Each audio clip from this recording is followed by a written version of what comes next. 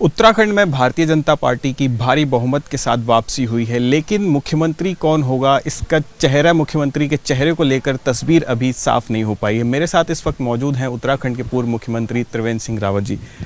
रावत साहब, कई सारे लोग, कई सारे नेता उत्तराखंड के अभी दिल्ली में चक्कर लगा रहे हैं, आप यहाँ देहरादून में हैं, क्या खबर है?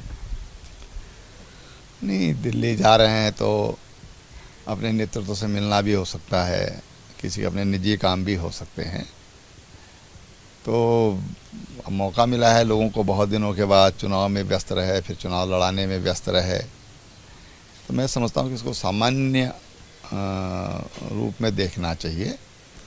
और ये सब जानते हैं कि जो हमारे यहाँ नेतृत्व का चुनाव होता है वो विधानमंडल दल के द्वारा होता है।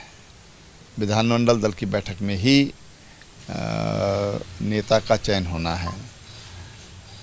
इसलिए मुझे लगता है कि सब लोग जब जानकार हैं तो उनको पता है कि दौड़ने भागने से कोई हासिल होता नहीं है, अपना जा रहे हैं, उनकी इच्छा है।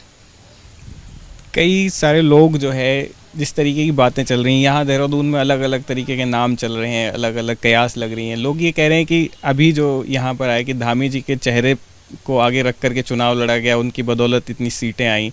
आपको कहीं ना कहीं इग्नोर कर दिया जाता है। 5 साल आप, ये 4 साल आपने भी इन 5 सालों में चलाए हैं, तो इस पर एक तरीके से इग्नोरेंस, इसकी वजह क्या हो सकती है? नहीं, इग्नोरेंस नहीं मानना चाहिए उसको, क्योंकि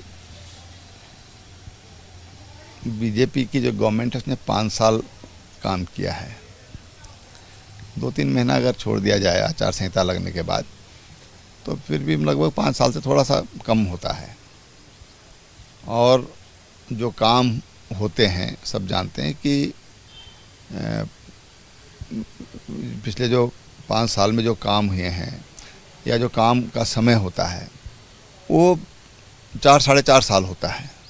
उसके बाद तो चुनाव की गिनतियां शुरू हो जाती हैं, चुनाव का हिसाब लगना शुरू हो जाता है।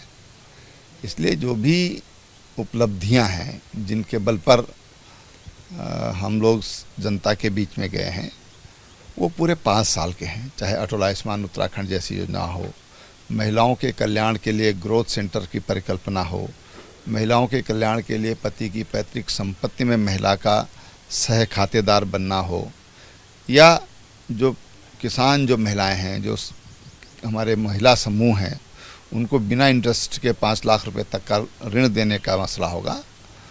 तो ये पूरे 5 सालों में हुआ है। और इसलिए मैं समझता हूँ कि जो भी उपलब्धियां हैं, जिन उपलब्धियों के लेकर हम जनता के बीच में गए हैं, वो पूरे 5 साल की उपलब्धियां हैं।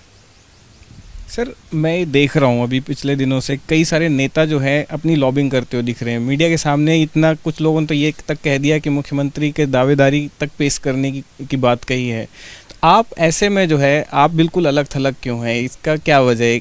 कहीं, हालांकि आपसे कई लोग मिलने आ रहे हैं, कई सारे विधायक आपके पास जो है मिलने आए हैं, फिर भी इस तरीके से अलग थलग क्यों सर? नहीं, बहुत अच्छी बात है कि भारतीय जनता पार्टी में अनेक लोग इस योग्य हैं कि जो मुख्यमंत्री बन सकते हैं। योग्य लोगों की भारतीय जनता पार्टी के पास कोई कमी नहीं है। तो अच्छी बात है, अगर 10-5 दावेदार हैं तो उसमें बुराई कहाँ से हो गई है? तो हमारे पास योग्य लोगों की खान है, कहना चाहिए। और सर, दूसरा ये आखिरी सवाल आपसे पूछूंगा कि विधानमंडल दल की बैठक या जो ऑब्जर्वर आने हैं, इसको लेकर कोई जानकारी है आपके पास? नहीं, देखिए, अभी ऐसी कोई जानकारी नहीं है, लेकिन हमारे यहाँ जो होली होती है और होली दहन, होलिका दहन के बाद जो अगले दिन रंग खेले जाते हैं, तो उसको अच्छा नहीं माना जाता है। होलाष्टक को अच्छा नहीं माना जाता है। और इस बार संयोग ऐसा है कि 19 को भी होली का समय जा रहा है, तो इसके कारण 19 को भी होली खेली जाएगी हमारे कुमाऊं मंडल में। तो इस वजह से ये हो सकता है कि 19 के बजाय 20 को हो जाए, लेकिन मुझे लगता है कि 20 तक सब कुछ हो जाना चाहिए, क्योंकि बजट सत्र भी होना है।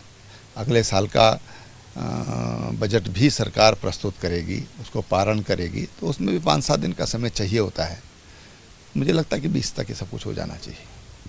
ये थे उत्तराखंड के पूर्व मुख्यमंत्री त्रिवेंद्र सिंह रावत जी, जिनका कहना है कि होलाष्टक जो है यहाँ शुभ कार्यों के लिए सही नहीं माना जाता। इसकी वजह से भी कहीं ना कहीं विधानमंडल दल की बैठक जो होनी है उसमें देरी हो रही है। कैमरा पर्सन सुखबीर के साथ ध्रुव मिश्रा, ABP न्यूज़, देहरादून।